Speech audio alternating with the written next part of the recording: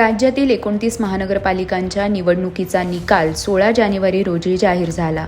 राज्यातील सर्वच महापालिका निवडणुकीत भाजपला मोठं यश मिळाल्याचं पाहायला मिळालं.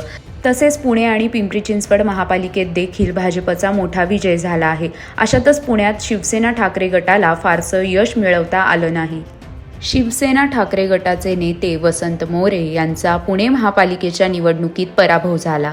भाजपचे उमेदवार व्यंकोजी खोपडे यांनी वसंत मोरे यांचा पराभव केला आहे. अशातच आता पुणे महापालिकेच्या निवडणुकीत पराभव झाल्यानंतर वसंत मोरे यांनी सोशल मीडियावर एक पोस्ट शेअर केली आहे. या पोस्टमध्ये त्यांनी काय लिहिलंय हे जाणून घेऊयात. नमस्कार, आपण पाहत आहात लोकसत्ता लाईव्ह.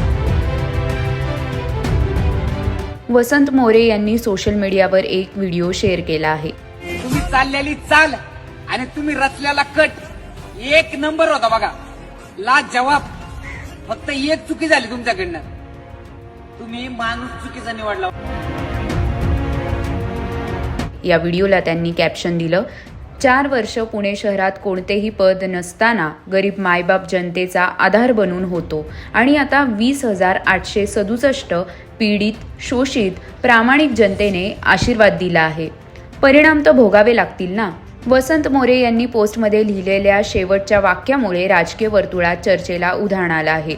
परिणाम तर भोगावे लागतील ना, असं वसंत मोरे यांनी पोस्टमध्ये लिहिलं आहे.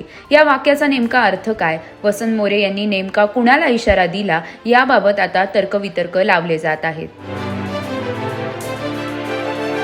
पुणे महापालिकेच्या निवडणुकीत वसंत मोरे यांना पराभवाला सामोरं जावं लागलं आहे. वसंत मोरे यांच्यासह त्यांच्या चिरंजीवांचा देखील पराभव झाला. वसंत मोरे यांचे चिरंजीव रुपेश मोरे यांनी प्रभाग क्रमांक 40D मधून निवडणूक लढवली होती. मात्र रुपेश मोरे यांचा पराभव झाला.